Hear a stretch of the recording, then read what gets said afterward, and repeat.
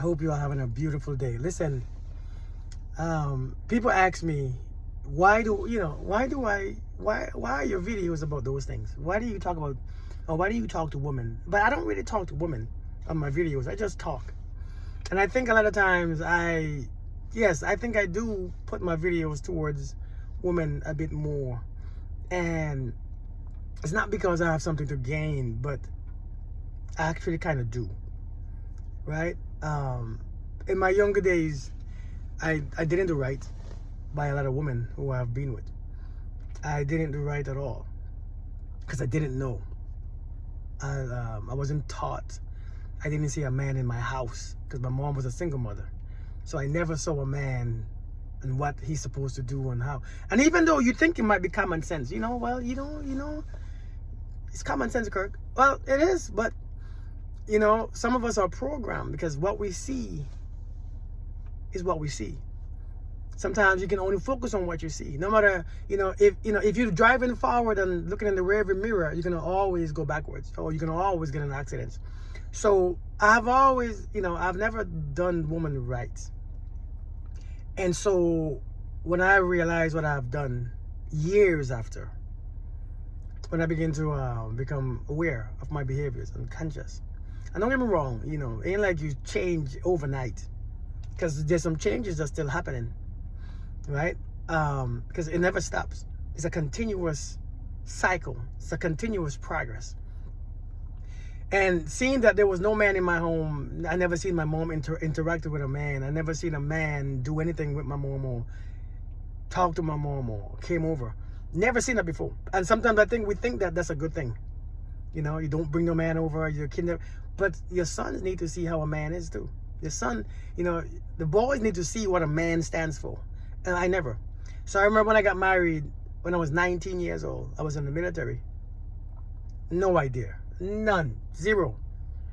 And in the military, not that it forces you to grow faster, but it kind of do. You don't want to live in the barracks anymore, bro. With all these boys, so you get married and you think that you're a man though, so you understand, and it comes naturally, but it doesn't. And I was married for 14 years, but in those 14 years, when I gave my ex-wife hell, I did the cheating, I did the lying, and I did a whole bunch of stuff. Right? And I'm just being honest with you all. And there's nothing that I'm saying that I was proud of. So don't look at it that way. I'm just letting you know why I do what I do. And so it seemed like I never had self-control. And I never knew why she put up with it. Now, don't get me wrong, not saying that she was golden girl, but I know I could have controlled my behavior. Well, now I know it now. But I've listened to men, this is what men are, this is men. A boy would be a boy, a man would be a man. And I took all those things because that's what I knew. That's what I heard. That's what I've been around. So I began to, that's how I did. That's the truth. Hey, you know what? A man would be a man. Let boys be boys. And I thought that's what boys were. And that, I was right. That's exactly what boys were. I was a boy. And I stayed a boy for a long time. So what I do now is that when I realized that I was hurting so many people, that I hurted so many people, the first thing that I did was ask for forgiveness. When I began to become aware, I began to ask for forgiveness. I began to reach out to people who have hurt. And whether it was intentional or, whether it was intentional or unintentional. Because, sometimes, hurt people don't know that we are hurt, and we end up inflicting people with some pain. We pass on some trauma to them, and that's from our trauma. Somebody who is sick will pass on some germs to the other person, intentionally or unintentionally. So I begin to reach out and tell people sorry. My mistake.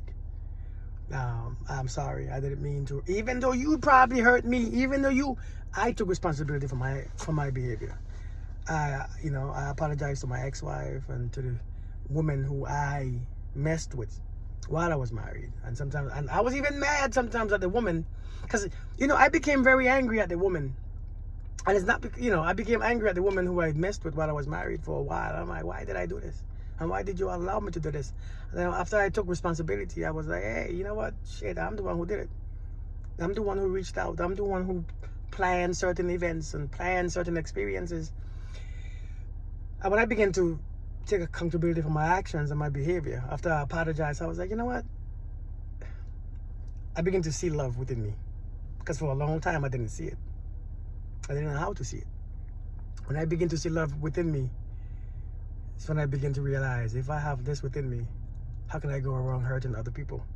How can I go around still inflicting pain in people? If I see love, I can only pass on love. So I begin to practice certain things and certain beliefs and certain behaviors. I begin to change my behavior. I'm like, if I see love, how can I still pass on sickness? Why would I still keep hurting people? And it's a process. It's a long process. I ain't gonna lie. So one thing I vowed to do, number one, I begin to make videos. I begin to speak. And because when I hear myself and when I hear the man who I speak of, which is myself, when I hear the man who I speak of, I didn't want to be a hypocrite. So I began to change my behavior. I have a couple of blood sisters, and my sisters told me, Kirk, if you're going to speak on these things, you got to do those things too. She said, because if you don't, you're going to be a hypocrite, just like all those dudes on social media. I took heed to it. And it's not that I stopped instantly, because I still had programming my body and my subconscious to do certain things. And as I heard myself speak more and more and more, I began to cease. And I began to speak more about the men who I was like, about me. And when I heard how I really was, I began to listen more. Sometimes I would speak, and I don't know where these things would come from, but I needed to hear myself speak. I needed to hear myself say certain things. That was my therapy. As I began to make those videos, a lot of people start following me to hear what I said. On Facebook and a whole bunch of places. And so I think this is why my video attract a lot of hurt people or women or even men. I speak. So it's not that my video, I'm trying to bamboozle women and stuff. I'm speaking about, I took energy to break the community. Because of my actions, it helped break the community. And so therefore, my karma, part of fixing my karma is to bring back that balance. If I can add just a little bit, if I can assist just a couple people, maybe one or two, maybe one man or one woman, to think differently and see differently and experience differently, and to, go on the inside a little bit to avoid that pain and that suffering, then, that would assist in the healing of the entire nation, because one person will pass it on. Each one teach one. You teach one, and then they teach one, and they teach one. So it's like a paid forward. So I begin to do these type of stuff so that I can help someone, not the people, because the ones who I have, not broken, because I haven't broken anybody. Well, I mean, maybe I have. I don't know. I'm sure people hate me. I'm sure a few people hated me. I'm like, how do I have people not hate me anymore? I must change my behavior. I must be, if I can't be with someone, let me not touch them. Let me not lead them on. Let me not sleep with them. So I began to learn these things, because the more broken people that we have in our society is the more broken people that we have raised in our children. And I have children. And then the cycle continues. So I say, let me start to do my part. And my part is to make my videos and make people aware of certain things. But I think part of my videos is so that I can go deeper, so that I can show you that there's deeper stuff going on the inside. If it can help you connect to your deeper side, your deeper love, your compassion, your peace, your happiness, then you could avoid a whole lot of things. And now that I walk in this knowledge, I have to do it.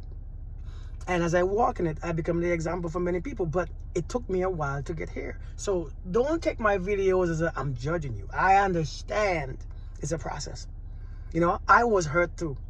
I was cheated on. I was a time in my life where I was insecure to hell, insecure like crazy. I looked like I was perfectly fine. As a matter of fact, when I was in the military, I was so fit. I was so chiseled and fit. Perfect shape. But I used that to abuse women. Not abuse as in abuse, but to take advantage. Because they was drawn by what they see. Or what they saw. But deep inside, I was empty. I thought I was ugly. I was told that I was ugly, so I believed it.